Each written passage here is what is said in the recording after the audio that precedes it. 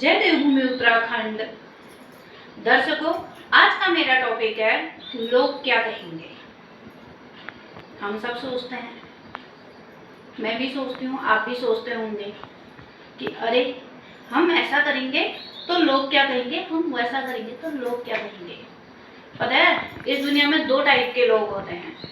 एक तो वो होते हैं जो दुनिया में किसी की परवाह नहीं करते, जो उन्हें सही लगता है, जो उनका दिल करता है वो ही कहते हैं, वो ही करते हैं और अधिकांश रूप से सफल भी होते हैं। और एक इस टाइप के लोग होते हैं जो कोई भी निर्णय लेने से पहले, कुछ भी विचार करने से पहले उनके मन में ये ख्याल आता है कि अरे मैं ऐसा करूंगा तो लोग क्या कहेंगे, मैं वैसा करूंगा तो लोग क्या कहेंगे। अपने बारे में निर्णय लेने से पहले, अपने परिवार के बारे में निर्णय लेने से पहले वे लोग ये सोचने लगते हैं कि हमारे लिए गए निर्णय से लोग क्या सोचेंगे। अरे आप कुछ भी करो, मैं कुछ भी करूं, लोग तो बातें करेंगे ही करेंगे। लोगों ने तो बातें करनी ही करनी है। जब भी, कभी भी ध्यान देना, अगर जब भी कोई भी नया काम शुरू किया जाता है तो लोग पहले क्या करते हैं, बाधा बनाना शुरू करते हैं। फिर धीरे धीरे धीरे अगर उसी फील्ड में अगर आपको सफलता मिल जाती है तो वही लोग जो पहले बातें बना रहे थे वही लोग आपको बधाइयां देने लगते हैं, क्योंकि उगते सूरज को सलाम करना बहुत पुरानी परंपरा है। कोई भी है, अगर जहां पर देखेगा कि हाँ इसकी तरक्की हो रही है तो उसके सामने वो उनकी प्रशंसा करने लगते हैं। लेकिन जहां पर अगर किसी को विफलता मिलेगी तो वहां पर बातें बनाना शुरू कर देंगे। ये तो होता ही है। अब हम पे डिपेंड करता है, आप पे डिपेंड करता है, हम किसकी बात सुन रहे हैं, किसकी बात मान रहे हैं। क्योंकि हम कुछ भी करें, कुछ भी कहें, लोगों ने तो बातें करनी ही करनी है। वो भले हमारे सामने करें या हमारे पीठ पीछे करें, आपके सामने करें या आपके पीठ पीछे करें, कुछ न कुछ तो लोगों ने बातें करनी ही है ना।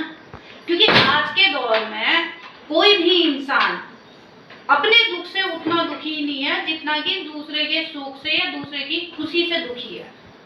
अगर अपने परिवार में, अपने घर में सब कुछ अच्छा चल रहा होगा, बढ़िया चल रहा होगा, तो उसे इस बात की खुशी होगी कि हाँ चलो मैं संतुष्ट हूँ, मेरा घर परिवार सब कुछ बढ़िया है। लेकिन अगर वहीं आपके सामने आपके प्रतिद्वंदी यदि कोई है, उनके घर में कुछ अच्छा हो रहा है, वो अगर सुखी है, उन्हें अगर किसी चीज में सफलता मिल गई, वो अगर खुश हो गए, तो अंदर ही अंदर उन्हें जलन महसूस होने लगती है और वो अंदर ही अंदर चिढ़ने लगते हैं।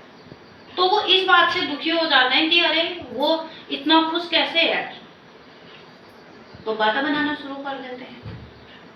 और इसमें कोई एक व्यक्ति सम्मिलित नहीं है, मैं हूं या आप हो या अन्य कोई हो। कभी भी ध्यान देना, अगर चार लोग कहीं पर बैठे होंगे ना, तो वो चारों लोग आपस में अपनी बातें कम करेंगे, जो व्यक्ति उपस्थित नहीं होगा उसके बारे में अधिक चर्चा होती है, उसके पीठ पीछे अधिक। अगर कुछ चीज कर रहा होगा तो उसका मजाक जैसा बनाने लगेंगे, अरे वो तो ऐसा कर रहा है, उसने तो ऐसा किया, वो तो ऐसा कर रही है, वो तो यहाँ जाती है, वो तो वहां जाती है, अनेक प्रकार की बातें करते रहते हैं। लेकिन अगर लोगों की बातों में आकर हम अपना काम करना बंद कर दें, हम अपने जो कदम आगे बढ़ाए हैं वो रोक लें, तो हमें सफलता नहीं प्राप्त हो सकती ना। लोगों के कहे अनुसार तो हम आगे नहीं बढ़ सकते या आप आगे नहीं बढ़ सकते, क्योंकि अंत में जो भी आपके द्वारा या मेरे द्वारा निर्णय लिया जाएगा तो उसी के अनुसार हमें कोई भी फल प्राप्त होगा। जैसे एक छोटी सी कहानी सुनाना चाहती हूँ, पिट्टू सी कहानी है लेकिन बहुत प्रेरणादायक है। एक कुआं था, कुएं में कुछ मेढक रहते थे। तो मेढकों ने सोचा कि अरे कुएं से बाहर निकलना चाहिए, बाहर की दुनिया देखनी चाहिए।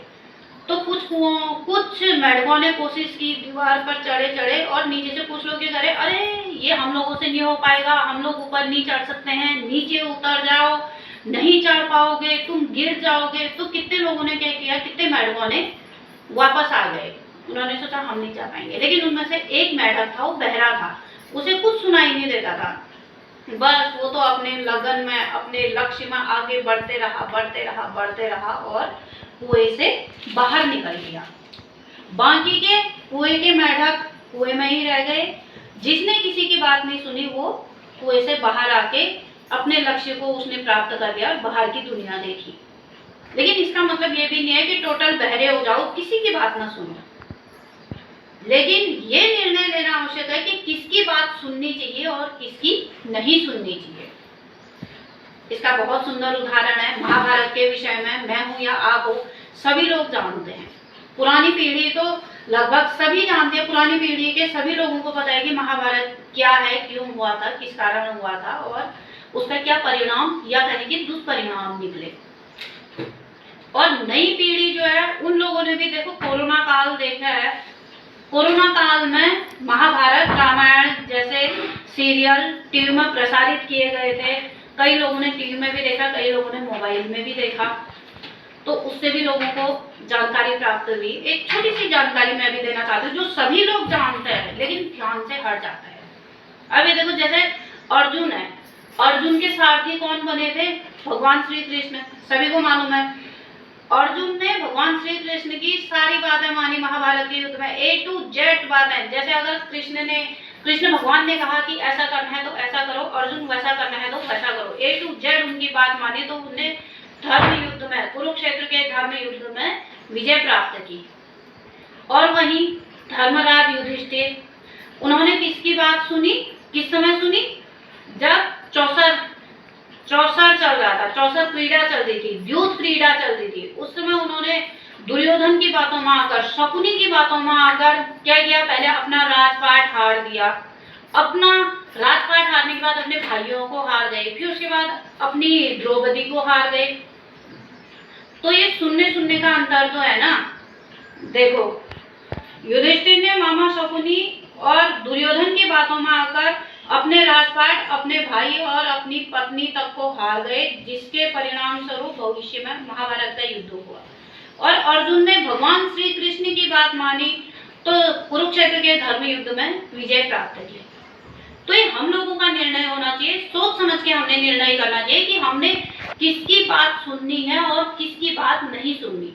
क्योंकि लोगों का काम तो कहना है या वो तो बातें करेंगे ही करेंगे।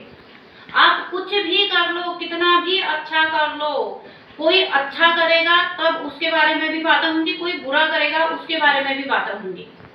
और साथ में एक चीज याद रखना, अगर आपके कारण लोगों का कितना भी भला हो जाए, लोग आपकी वजह से कितने ऊपर शिखर में पहुंच जाएं, कितनी तरक्की कर लें, तो लोग कभी ये नहीं करेंगे कि हाँ आपकी वजह से मेरा फायदा हुआ था या उसकी वजह से आज मैं इस जगह पर पहुंचा हूं। लेकिन जहां पर अगर आपके कारण या मेरे कारण या किसी के कारण इतू सा भी, सुई की नोक के बराबर भी अगर नुकसान हो जाएगा, सुई की नोक के बराबर भी अगर उसका कुछ घाटा आ जाएगा, तो जिंदगी भर सुनाते रहेगा हाँ उसकी वजह से ऐसा हुआ था, उसकी वजह से ऐसा हुआ था। तो ये दुनिया कभी एक तरीके की नहीं होती है। तो दुनिया की बातों में आकर अगर अपने घर परिवार का हम लोग निर्णय लेंगे तो कभी खुश नहीं रह पाएंगे। और खुश रहने के लिए जरूरी है कि हमारी आत्म शांति हो, आत्म खुशी हो, आत्म संतुष्टि हो। तो उसके लिए सोच समझ करके निर्णय लेना चाहिए और दुनिया की बातों में नहीं आना चाहिए। दुनिया बोलती रहती है, बोलने दो, लेकिन हमने किसकी बात सुननी है, किसकी बात माननी है, वो हम पर निर्भर करता है ना। क्योंकि अगर हम सही का पक्ष सुनेंगे, सही की बात मानेंगे, सही दिशा में चलेंगे, तो इसमें भविष्य में हम ही को लाभ होगा। सही और गलत के भी दो चीज होता है। देखो जब द्रौपदी चीर हरण हो रहा था ना, फिर से उसी कथा में आ गई मैं, उस समय कितने बड़े बड़े वहां पर वीर योद्धा थे, बुद्धिमत्ता थे, इतने बड़े बड़े लोग थे, वो चाहते तो 2 मिनट में वो उनके बातों को रोक सकते थे, ये द्यूत क्रीड़ा को रोक सकते थे, चौसर को रोक सकते थे, लेकिन सभी मौन रहे। उसका परिणाम क्या हुआ? 2 लोग है, 2 कथाएं हम लोग सुनते हैं ना, एक महाभारत एक रामायण।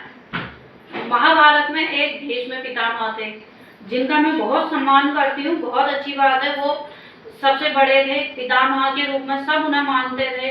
लेकिन जिसमें द्रौपदी चीरहरण हुआ उस समय वो उसका विरोध नहीं कर पाए और न ही वो सभा छोड़ के जा पाए। क्यों? उनकी कोई ना कोई मजबूरी थी, कोई ना कोई कारण था। लेकिन परिणाम क्या हुआ सबको पता है, तीरों की सैया मिली, जबकि उन्हें इच्छा मृत्यु का वरदान प्राप्त था, लेकिन उसके बाद भी वो तीरों की सैया में सोए रहे। कारण क्या था?